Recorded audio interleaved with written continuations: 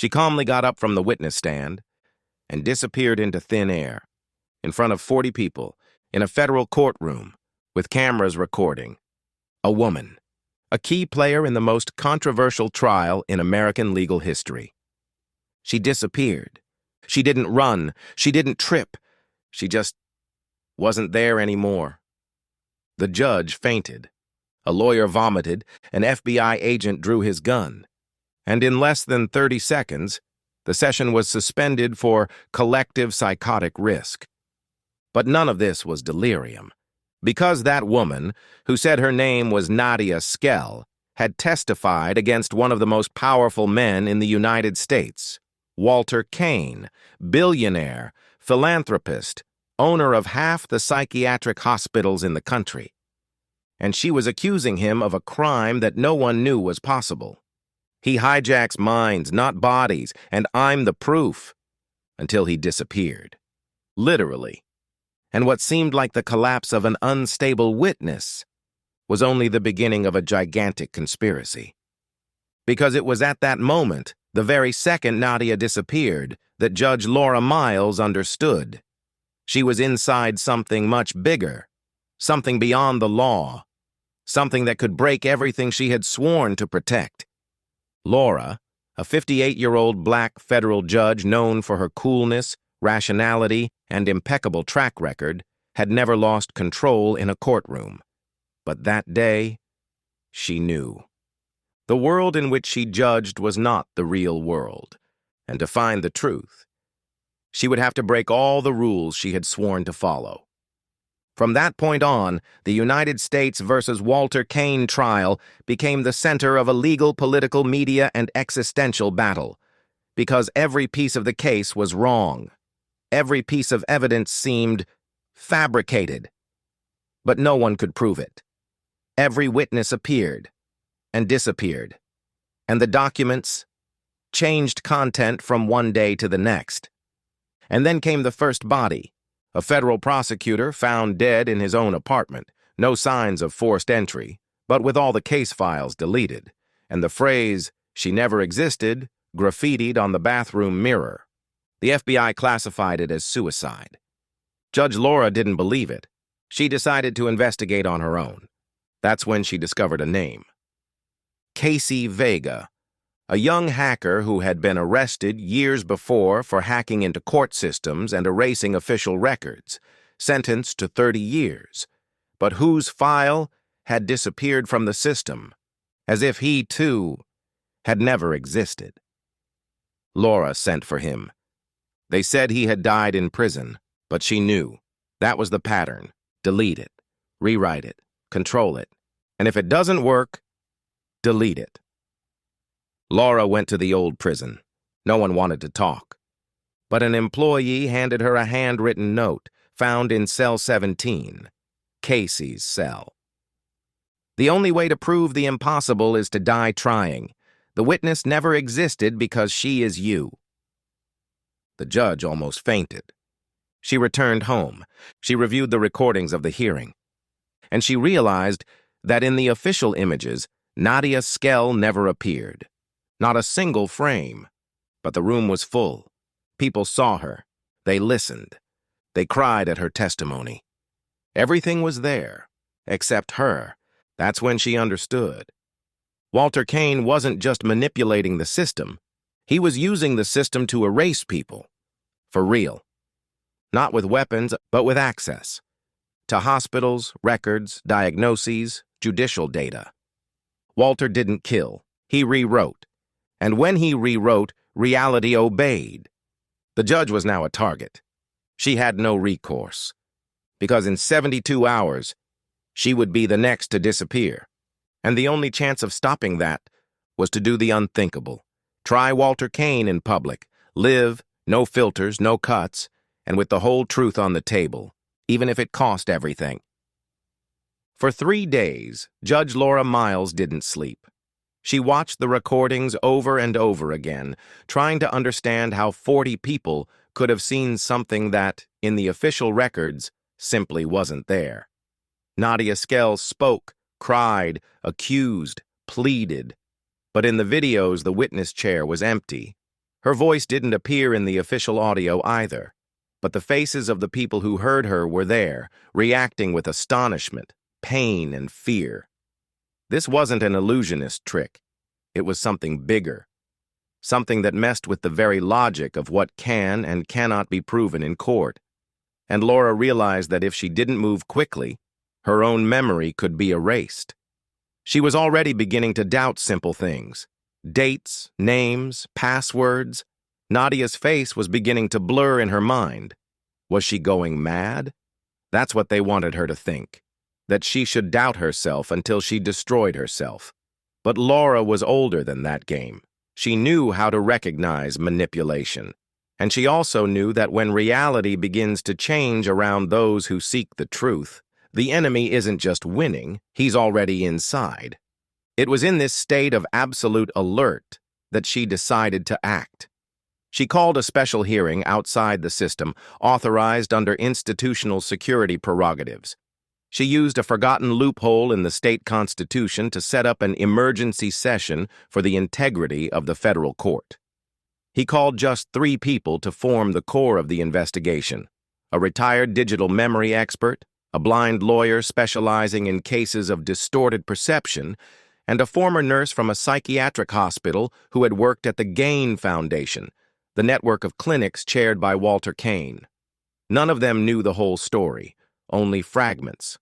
But together, they formed a line of resistance. And Laura knew, only with people who had already been discarded by the system could she go deep enough. The expert, named Davis Reed, made a bizarre discovery. The court files were being rewritten in real time, not altered, rewritten, as if the system accepted contradictory versions of the same sentence, depending on who was accessing it. A kind of digital mirroring, where the same hearing could appear in different ways for different logins. The code had been corrupted by software that operated outside the traditional network, with encrypted signatures that led to hidden servers. And in one of the branches, a name appeared: Casey Vega. Laura couldn't believe it. That young hacker who was supposed to be dead was still in the game. Perhaps he had never left, and maybe he was the only person alive who could understand how Walter Caine was doing all this. But tracking him down was another challenge. Casey had been officially buried. There was a death certificate, a medical report, a signed certificate. But when she cross-referenced the data with facial recognition databases from the last decade, a partial match emerged. A sound technician from an obscure public TV program in Idaho with a fake ID and a clean record. Laura sent for him. The man disappeared 3 hours before the feds arrived. The tension was mounting. So did the time. Walter was winning, not with bullets, with forgetfulness. And then the blind lawyer, called Mia Sanders, said something that made everyone freeze. If the evidence is disappearing, then stop looking for evidence and look for what they can't hide: impact. She suggested something unprecedented, not trying to prove that Nadia existed, but proving that her absence left traces, like marks on chairs, thermal heat stains, changes in the behavior of those present, and most importantly, subsequent legal effects. Because if a non-existent witness caused documentary changes in a federal trial, then fiction has become case law. And that is the end of justice as we know it.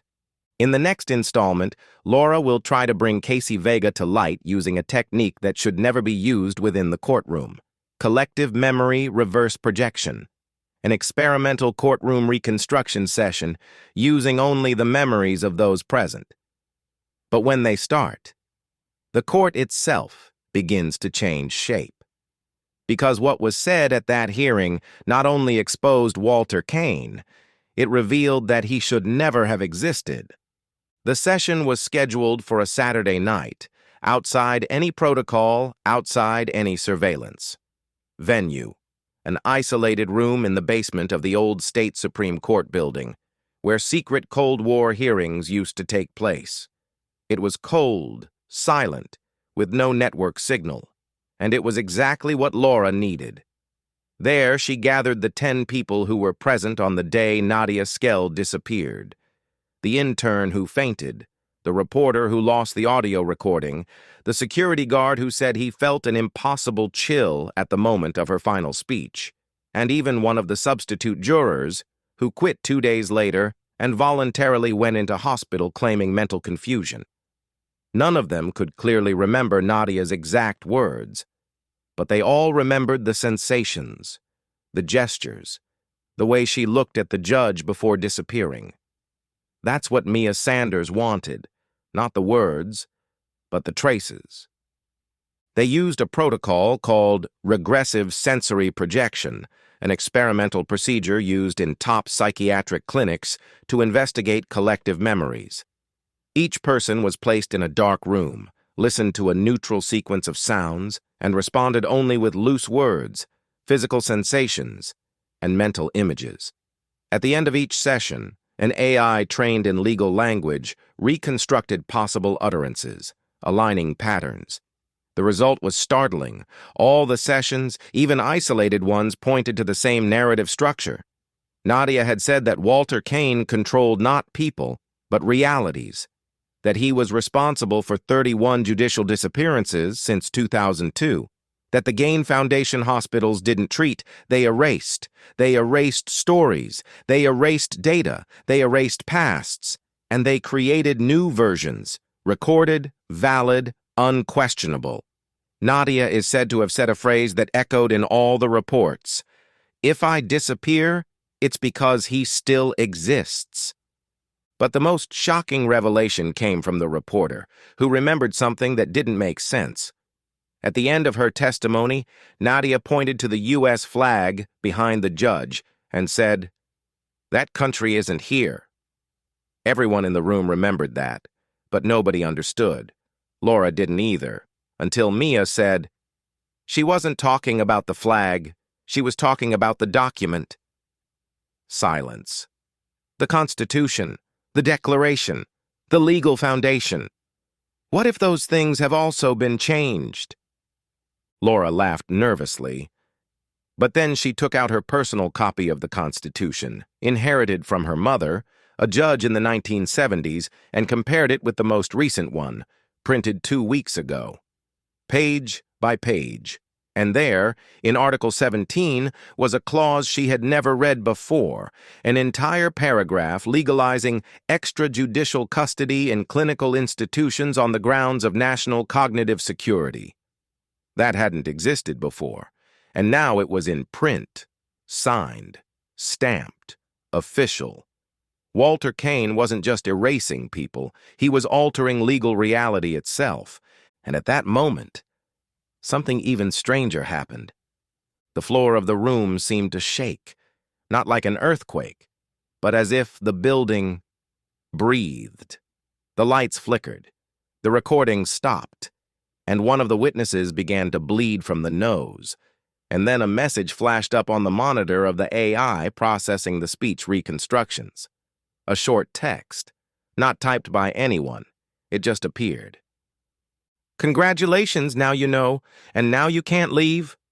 The room locked, and all the cell phones went off at the same time.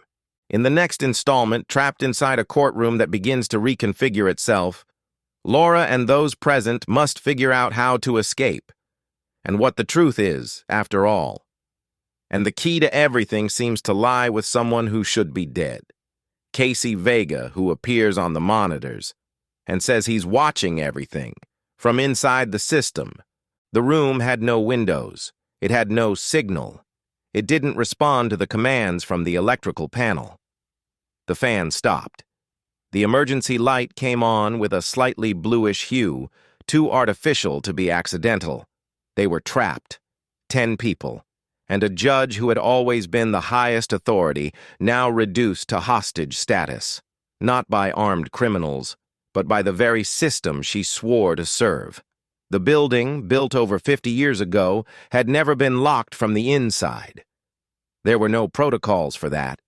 But now what held everyone there wasn't concrete. It was code. It was expert Davis Reed who said the phrase that chilled everyone. "We're not locked in physically. We're digitally locked out." He realized that the door sensors responded to digital identities, and theirs had been erased, all of them, as if, for the court, they no longer existed. No identity, no password, no access. As if the building itself was being operated by a legal AI and that AI had been compromised. He looked at Laura and said, almost in a whisper, "If Walter had access to this, he's no longer acting like a man. He's acting like a system." It was then that the monitors in the room came on by themselves, all at the same time. On them, the image of a young man, about 20-something, unshaven, staring dark surroundings behind. He looked straight at the camera, and he spoke. "Judge Myles, can you hear me? My name is Caine Vega. I'm not dead. I never was." Silence. Breaths suspended.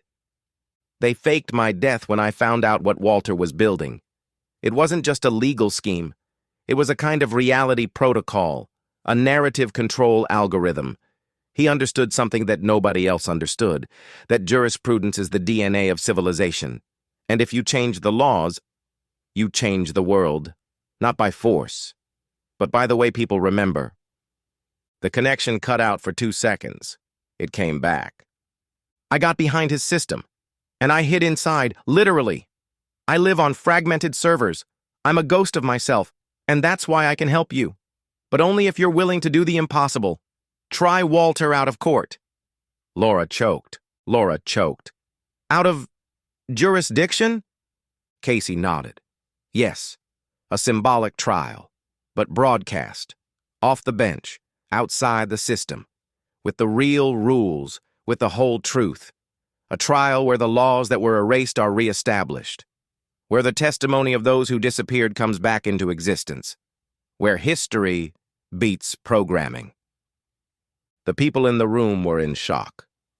Mia Sanders, blind, smiled, as if she already knew that this was the only possible way forward. Reed, the expert, muttered, "Let's hold a tribunal inside the system, but without the system knowing." Casey continued, "I have the code.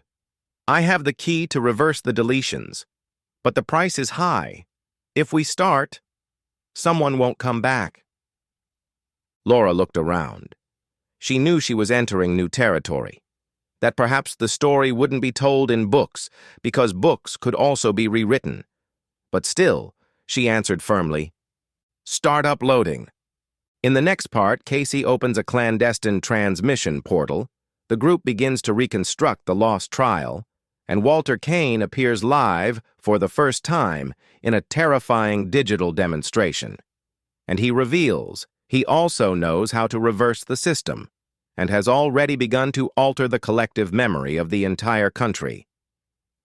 Caine Vega activated the clandestine transmission protocol at 2:47 in the morning. A server hidden behind the scenes of a digital library in Sweden, coupled with alternative education networks in South Africa and connections of dissident journalists in Canada. The broadcast was coded as a lesson in experimental legal philosophy, but who knew? Knew. It was a trial, a real court, no system, without authorization, no interference, a new kind of justice. And in the first 4 hours of transmission, 71,000 people were watching, without the government having even identified the link. In the underground room where they were locked in, Judge Laura Myles opened the session by saying, "The system has erased us, but the truth still has a voice. This trial does not follow the code because the code has been broken. It follows what is left: memory, conscience, and testimony." One by one, those present recounted what they saw on the day Nadia Skell disappeared. The reconstructed testimony was displayed by Casey on an audio-visual interface assembled from the sensory memories processed by the AI. And there, in spectral images, Nadia appeared. Her voice, now synchronized by crossed phonograms, echoed around the room. She said with astonishing calm, "Walter Caine doesn't need to be president. He already is, not of a country, but of the past, and of everything you think you know." It was at that moment that the central screen went out. And when it came back on, Walter Caine was on it. He was wearing black, no tie, no expression. Behind him, nothing, no background, just darkness. He looked at the camera for long seconds. Then he said, "Fascinating. They're trying to judge me from the outside, as if they were above the law, when in fact they're shadows trying to accuse the sun." He smiled, an empty smile. "Laura Myles, I admired you for years. Your decisions were predictable but correct. Unfortunately, predictability is a flaw, and that's why you're here, being replaced by more efficient versions of the truth." Casey tried to knock down the sign. He couldn't. Walter continued, "You don't understand what I'm doing. I'm not erasing people. I'm freeing the world from the chaos of contradiction, from the instability of memory. I'm offering consistency, coherence, order. A world where what is written is what it is, where what has been said never changes, where no one needs to question the past anymore because it's clean, clear, indisputable." Laura interrupted. "You're erasing the pain, the injustice. You're editing the trauma so that it can never be repaired. You're burying living people in corrupted archives."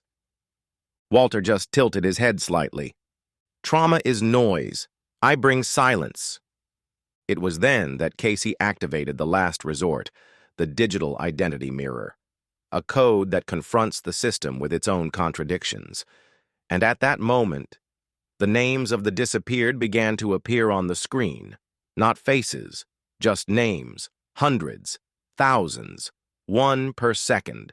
People erased from courts, from hospitals, from schools, from certificates, from public memory, and each name was accompanied by a piece of information proving their existence. A tax paid, a registered birth, a trial interrupted, an email never answered. Walter began to tremble. The darkness behind him warped. His face began to pixelate. His voice failed. Laura stood up. She looked at the camera and said, "Walter Caine, this court finds you guilty of crimes against the collective conscience, falsification of institutional reality, narrative manipulation of legal systems, and destruction of the right to remember.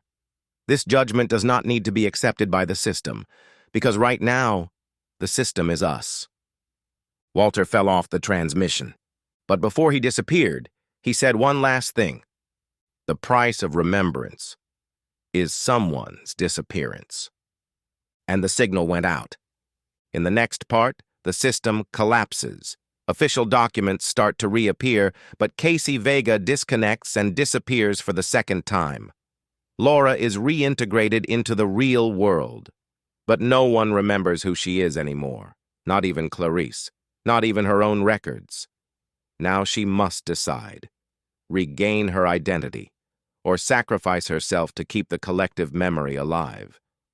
The morning after the clandestine trial, the world seemed different, subtly, but different. The session was taken down in less than 6 hours, but not before it had been copied by thousands of anonymous users, encrypted, distributed on alternative forums, hosted on mirror servers around the world. The name Walter Caine became one of the most searched subjects on the deep web. Groups began to investigate, and documents previously considered missing began to resurface. Court files with old stamps, lists of forgotten patients, adoption records, archived votes, annulled court minutes. It was as if reality was trying to remember itself. But while the world was relearning to remember, Laura was forgotten. She was found unconscious in the corridors of the state Supreme Court at 5:43 a.m. by the night watchman. No documents, no cell phone, no recent digital records. She was taken to a public hospital and kept under observation for 36 hours. When she regained consciousness and gave her name, no one could find any correspondence. Her CPF had been deactivated. Her diploma had been deleted from the system. Her magistrate's badge was missing. Photos of her had disappeared from official websites. Articles bearing her name were signed by other people. Even her will, stored in a maximum security registry office, had been replaced. And the most devastating thing, when she called her sister, she heard a confused voice on the other end saying, "I'm sorry. I think you're mistaken. I don't know any Laura Myles." She no longer existed. The system had fought back. For 4 days, Laura wandered around neutral zones. She sought out journalists, lawyers, fellow professors. Everyone looked at her strangely. They said she might be an actress, an imposter, a psychiatric case. The only person who still seemed to remember was Mia Sanders, the blind lawyer, but when Laura found her, Mia was in hospital, unconscious, not expected to be released, and expert Davis Reed, gone, as if he had never been in the court building. The only trace left was a USB stick attached to Laura's bra, placed there by Casey Vega before he disappeared. Inside, only a voice file. The recording said, "If you're listening to this, it's because you paid the price. I'm sorry. Someone had to disappear for the others to exist again. But it's not over. There is a door. You just have to remember where it is.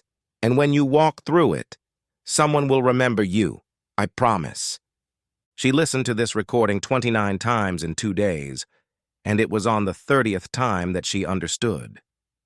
The door was the clandestine trial room itself. She returned to the abandoned Supreme Court building at 3 in the morning. Access was sealed, but in the basement, hidden among the rubble, the old room where it all happened was still there, untouched, and inside, a mirror. Not an ordinary mirror, but a frosted glass panel where words slowly began to form, like condensed steam. "You are alive because the truth remembers you. Touch history." Laura reached out. She touched the glass, and the world went out. She woke up without pain, without cold, without time. She didn't know how much time had passed. Minutes, days, years. The air was too light. The silence was too clean. She was standing, dressed in clothes she didn't recognize, in a library she didn't remember entering. But the shelves had her name on them. Legal work signed by Laura A. Myles, with a publication date between 2027 and 2031. Her heart raced. She walked among the shelves as if looking for a clue. And the clue came. A girl, young, black, thin, maybe 17, sitting in front of an open book, studying with such concentration that she seemed to be drawing every line with her eyes. The girl looked up, and for a moment, she froze. Are you... Laura hesitated. "I'm sorry, do you know me?" The girl opened her backpack, trembling. She took out a yellowed envelope with old stamps and firm handwriting on the front. "To whoever remembers first." She held it out to Laura. Inside, just one letter, handwritten. "If you're reading this, it's because the timeline has been corrected, but some truths don't come back on their own. They need to be planted, like seeds. I am one of them. My name is Laura Myles, and I chose to disappear so that you could remember. Walter fell. The story came back.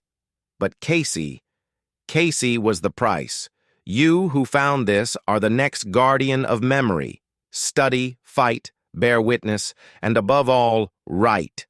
Because what is written down, the system cannot erase it forever." The young woman's eyes filled with tears. "My name is Nadia," she said. "My parents gave me that name because they saw something on an old broadcast, a woman talking about a Nadia Skell. And even though they didn't know if it was real, they said it was the strongest name they'd ever heard." Laura smiled. She understood now. That girl was the future that survived. The truth that germinated even under the concrete. The echo that never silenced. In that instant, the world around her began to change. The library became an archive. The archive became a courtroom. The shelves became testimonies. And in front of them, a new judge took the pulpit. Young, black, with the surname Skell. The cycle had begun again. But this time, with open eyes.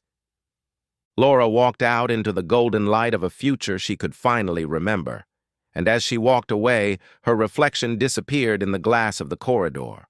But a name remained engraved on the wall, in tiny letters. File 0, the trial the system tried to erase.